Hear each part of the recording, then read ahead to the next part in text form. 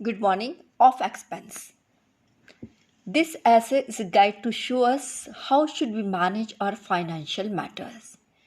In this lesson,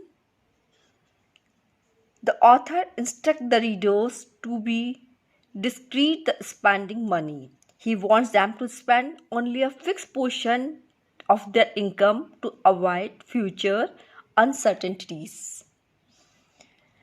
So riches are spending their money for honorably and noble actions. Riches हैं वो अपनी money को अपने honour और अपने रेपुटेशंस के अकॉर्डिंगली गुड एक्शंस में खर्च करते रहते हैं और कई बार वो एक्स्ट्रा ऑर्डिनरी एक्सपेंसेस करते हैं। लेकिन जो एक्स्ट्रा ऑर्डिनरी एक्सपेंसेस की जाते हैं वो किस ओकेशन पर किए जा रहे हैं उसकी बर्थ को देखते हुए किए जाने चाहिए। We should spend the money thoughtfully so that the servants might not deceive us to abuse our money. हमको किसी भी मनी को बहुत सोच समझकर थॉटफुल एक्शंस में खर्च करना चाहिए जिससे कि कोई भी हमारे नौकर है या सर्वेंट्स है वो हमको धोखा नहीं दे पाए और हमारी धनराशि का या फिर हमारा जो भी अमाउंट है उसका कोई भी दुरुपयोग नहीं कर पाए। जो भी बुद्धिमान लोग होते हैं, वाइज पर्सन्स होते हैं, वो क्या करते हैं, अपनी मनी का सिर्फ 50% पार्ट को खर्च करते हैं और 50% पार्ट्स अपनी मनी का सेव करके रखते हैं।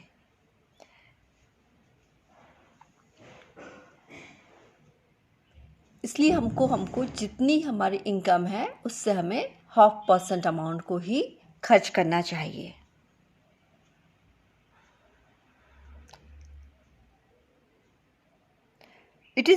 There is no harm for a getman to look into own state to avoid sorrow. जो व्यक्ति अपने पास जितना पैसा है उसको देखकर या सोच समझ कर खर्च करता है वो व्यक्ति कभी भी दुख में नहीं आता है।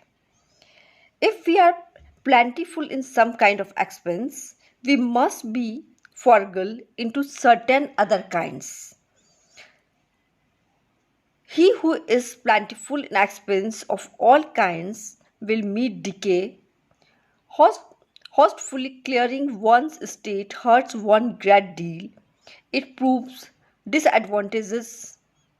Clearing the estate of the degree includes the habit of frugality. It proves advantageous both financially and mentally. A man ought to begin changes carefully.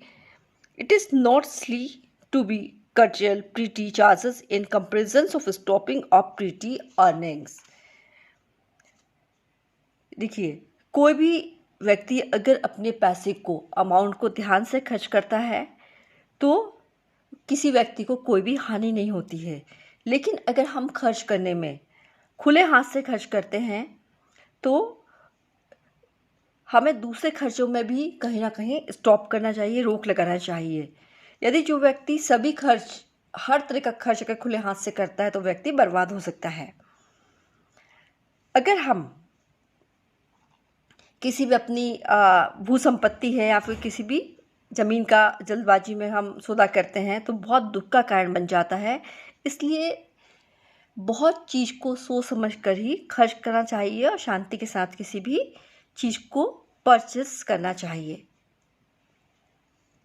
और सबसे बड़ी इम्पोर्टेंट बात क्या है कि अगर हम कहीं से छोटी मोटी आमदनी के सोर्सेज ढूंढते हैं, इनकम के सोर्सेज ढूंढते हैं, उससे अच्छा है कि हमको अपने छोटे छोटे जो खर्च हैं उन खर्च को ही स्टॉप कर देना चाहिए जिससे हम दूसरी चीज़ों में परेशान ना हो। अगर हम किसी भी चीज़ को बहुत हॉस्टी मतलब बहुत जल्दबाजी में for hasty selling commonly the disadvantageable at interest. Beside the clears of one's the replace for finding himself of the stairs, we will revert to the customs. इसलिए कोई भी काम जल्दबाजी में नहीं करना चाहिए और हमेशा सोच समझकर अमाउंट को या पैसे को खर्च करना चाहिए। This is about this lesson. We have read this lesson in very short. Firstly, what you have to do now, firstly you have to underline all the hard words of this lesson, जिसके meanings आपको समझ में नहीं आ रहे हैं, आप उन सबको अंडरलाइन कीजिएगा। हम लेसन की स्टार्टिंग से चलते हैं।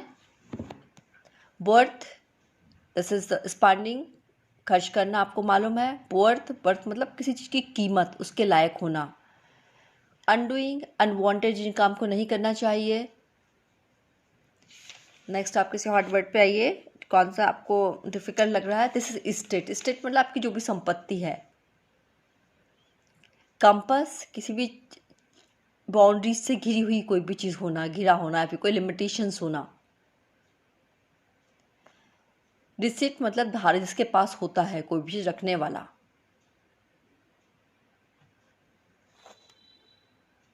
एंड बैसनेस मतलब किसी चीज़ को नीचा दिखना।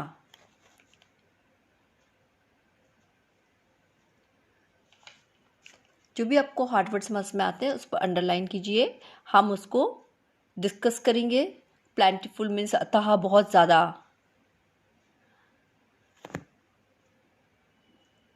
जो भी इसके बाद हम इस लेसन का ब्रीफ हमने पढ़ा है, और इस लेसन में हमको बताया गया है कि कोई भी खर्च उतना ही करना चाहिए जितनी हमारी आमदनी हो। आमदनी से अधिक खर्च नहीं करना चाहिए, दिखावे के लिए कभी खर्च नहीं करना चाहिए, और कभी भी खुले हाथों से किसी भी चीज़ को चेक किए बगैर खर्च नहीं, कभी भी मनी को स्पेंड नहीं करना चाहिए। इससे हम एक टाइम ऐसा आता है कि हम किसी भी पैन में आ सकते हैं, दुख में आ सकते हैं।